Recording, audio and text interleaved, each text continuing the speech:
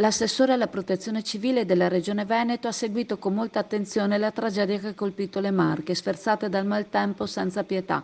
La Regione Veneto ha dato immediatamente la propria disponibilità attraverso la protezione civile. Nel caso in cui la protezione civile delle Marche fosse in difficoltà, partiranno in suo soccorso prima le regioni più vicine, ma il Veneto si è detto pronto ad intervenire.